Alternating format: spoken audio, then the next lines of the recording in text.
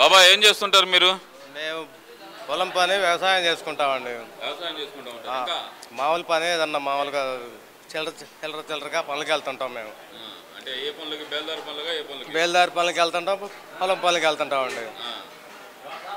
మరి 5 రూపాయలు అన్నా క్యాంటీన్ ఓపెన్ చేశారు, ఎలా ఉంది?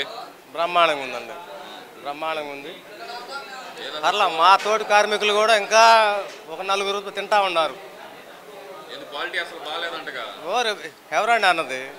5 రూపాయలకి ఈ అన్నం పెడితే చాలా ఇదిగా ఉంటుంది, అంతేగాని నాకు అన్నం బాగాలేదంటలే.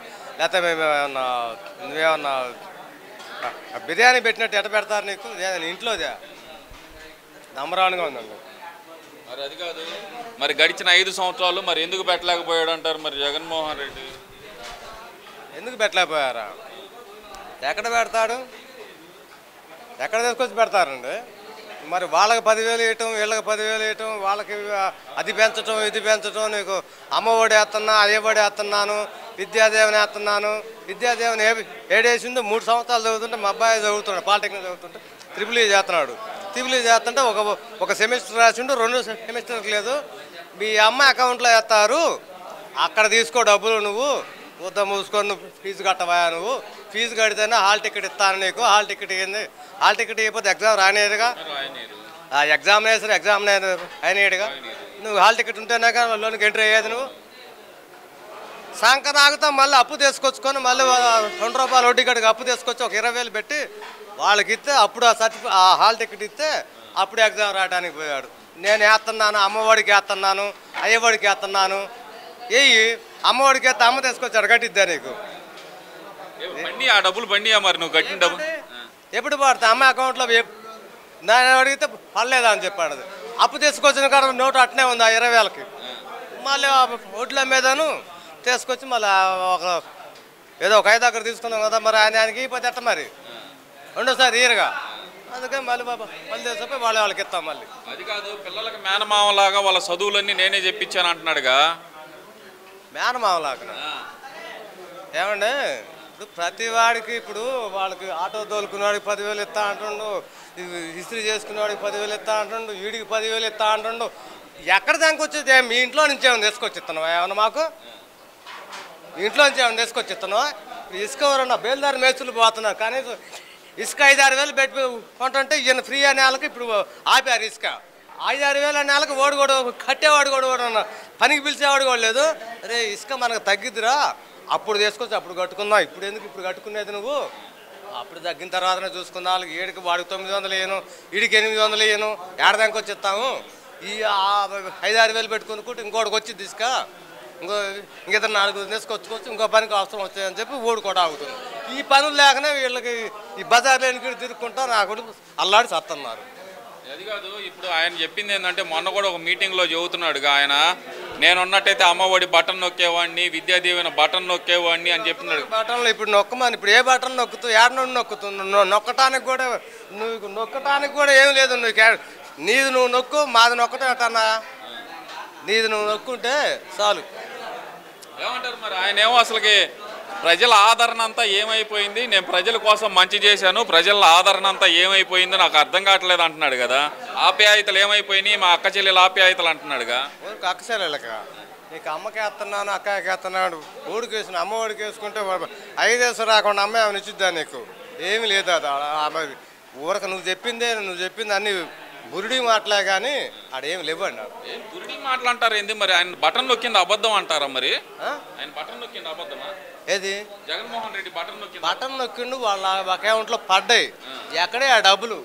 నువ్వు 50 రూపాయలు మందు చేస్తా, నువ్వు 150 రూపాయలు చేసి బయట 200 రూపాయలు అమ్ముతున్నావు. దేనికి అమ్ముతున్నావు? ఓడి తీసేయమనండి నేను మందు. మేమైనా జనమందరూ అయ్యా నిన్ను తీసేయ్యా మందు మాకు వద్దయ్యా అని చెప్పి అన్నారా? 150 రూపాయలు దెంగి వాళ్ళకి పెడుతున్నావు. నువ్వు మాట అంటే నీ కార్డు తీసుకొని మేము వాళ్ళకి ఎత్తవా? నీకు జనాలు అందరికి బతుకుతావా నువ్వు? అంటే కరెక్ట్ అంటే వాళ్ళ జోబుల్లో దెంగి నీ జేబులో పెడితే ఎట్ట నీకు? అది కాదు కరెక్ట్. అతను కరెక్టే కాదు. మొత్తం అందరూ ఒక వ్యక్తి అందరికి మంచివాడు కాలేడు కానీ అది కరెక్ట్ కాదు. 100కి 95% 90% వాళ్ళే ఉన్నారు. ఇక్కడ కూడా మన చుట్టుపక్కల కూడా వాళ్ళే ఉన్నారు. వాళ్ళని అడగండి ఒకసారి. దేనికి నీకు?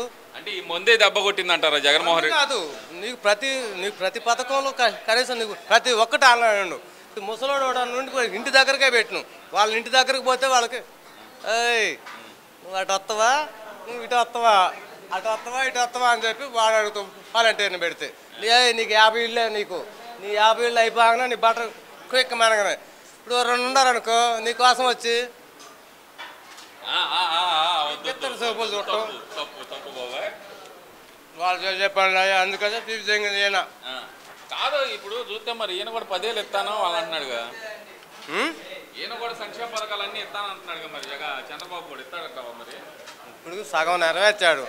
రేపు ఈ అనాకాడిని ఓపెన్ చేశాడు కదా, రేపు మహిళలకి ఉచిత బస్ ప్రయాణం కూడా ఆ ప్రతిపాదన కూడా అమల్లోనే పెట్టారు. చేస్తాడు కంపల్సరిగా. చేయలేడు అంటున్నారుగా ఎవరో వాళ్ళు. అంటే చంద్రబాబు నాయుడే అసెంబ్లీలో అన్నాడుగా నాకు భయం వేస్తుంది ఈ చూస్తుంటే ఈ అప్పులు చూస్తుంటే అన్నాడు. చంద్రబాబు నాయుడు గారికి భయం అనేది తెలియదు. భయం అనే దానికి ఆ మీనింగ్ లేదు అసలు. చంద్రబాబు నాయుడు గారిని అంటాం అది కరెక్ట్ కాదు. అది అంటే ఇప్పుడు మరి ప్రధానంగా చూస్తే కనుక జగన్మోహన్ రెడ్డి 2029లో మళ్ళీ నేను గెలుస్తాను పక్కాగా అంటున్నాడు. వస్తాడంటారా మీరు? అప్పుడు దాకా ఇప్పుడు 4 సంవత్సరాలు కావాలి కదా. ఇవాళ నువ్వు కనీసం ఇంతమంది ఉంటున్నారు పోతున్నారు. అప్పుడు దాకా మనం ఉంటామని చెప్పి నేను వస్తాను అని చెప్పి రేపు నేను అలా డాబా ఎక్కి దూకుతానని చెప్పండి ఏడ నుంచి చుట్టూ అసలు నువ్వు రేపు దాకా గ్యారంటీ నువ్వు. అది అందుకని అది అసంభవం. నీకు పైనుంచి వచ్చి కిందలోకి వచ్చినావు నువ్వు. 175 అన్నావు. 175 కాదు 1.5 కూడా రాలా. మరి అది నువ్వు 175కి అసలు ఐ డోంట్ థింక్ అని చెప్పి మాట్లాడండు. ఏమీ లేదు ఆడ. 170 వెంట్రుకు కూడా ఎక్కడండి పీకేది? నువ్వేమన్నా అసలు నీకెంత ఈయన చేతి కింద నీళ్ళు తాగినంత నీ ఏజ్ బారు కాతే.